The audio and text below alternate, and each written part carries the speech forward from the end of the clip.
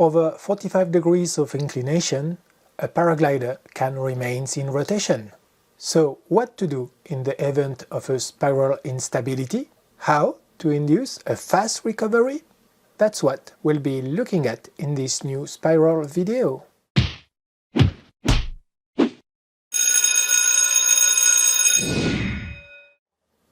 All gliders inclinated at more than 45 degrees can remain in rotation, where the pilot's hands are up and he's centered in the harness. All gliders, you have to act to induce recovery. So how do you go about it? The most effective way is to counter the rotation. This means weight shifting in the harness and pulling the command on the opposite direction of the rotation. You need to apply about 50 centimeters of command after the contact point, but only for a very short time. A command input of less than a second. This should cause the glider to recover. When the glider's inclination is less than 45 degrees, you should stop counter, hands up and centered in the harness. The recovery will continue naturally. Let's take a look at this counter at real speed. In slow motion, you can see that the glider is nose down. Look at the left hand, coming down energically. About 50 centimeters of command. There's also a wide shift to the left, but the counter is very short-lived. The pilot quickly releases the counter and returns centered in the harness while the glider is still at 45 degrees of inclination. The recovery movement continues naturally. Let's take another look at this counter at real speed. One more time. And here is a concrete example. Vas-y, très bien. Bras d'un coup, neutre sellette. On attend la ressource au neutre. Elle mettra du temps à redresser là. Alors, attends, petit contre à gauche. Allez, paf à gauche. Et droite. Bravo. Here you can see the pilot in a spiral holding the right command.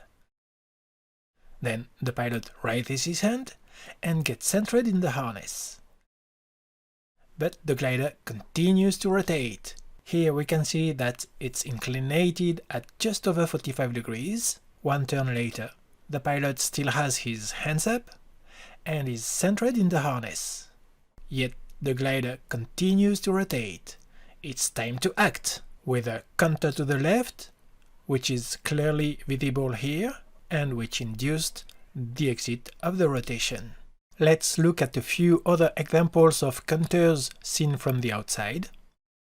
The rotation is engaged. We can see a counter with wide shift and command, about 50 centimeters of command, which causes the recovery. Here's another example at real speed. In slow motion, here the wide shift counter is certainly exaggerated, but it works very well. The glider recovers very quickly. One last example at real speed. The rotation is very engaged. The pilot counters with wide shift and command, and the glider recovers without a hitch. The counter is by far the best and most efficient technique for getting out of a rotation quickly. In the case of a right-hand rotation, counter to the left. Of course, in the case of a left-hand rotation, the counter is done to the right. But you still need to know which way you're turning. However, with spiral disorientation, a pilot who is not accustomed to spirals may not know the direction of rotation. In this case, you have to apply commands symmetrically. Centered in the harness, pull symmetrically both commands, around 50 centimeters of command after the contact point, the g-force increase, the commands becomes very heavy. Don't hesitate to use force. If necessary, take a wrap and go through this heavy point until the glider gradually recovers.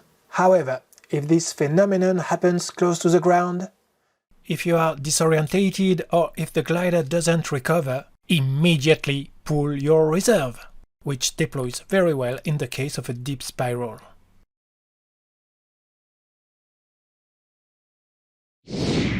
In this example, after a poorly controlled asymmetric collapse, the pilot finds himself in an unwanted left-hand rotation at about 150 meters above the ground. And then the pilot reacts strangely. Here we can see that he's leaning to the right, but braking to the left. This will amplify the rotation to the left. At this point, the think rate is around 16 meters per second. Since we are so low, I ask the pilot to pull his reserve. It takes him 3 seconds to find his reserve handle and through the parachute. The reserve opens very quickly. That's the advantage of spiraling. Once under the reserve, the pilot has a sink rate of around 5 meters per second. If we start a stopwatch, we can see that the pilot spends 6 seconds under his reserve at a sink rate of 5 meters per second.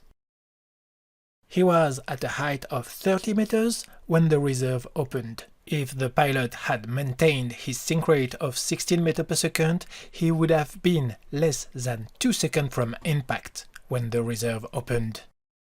Pulling the reserve in the case of a spiral instability can save your life, but knowing how to get out of rotations is even better. And since an intentional rotation can happen close to the ground, I recommend learning how to get out of rotations quickly by using both counter techniques. And that takes practice, because then you'll have to manage your energy.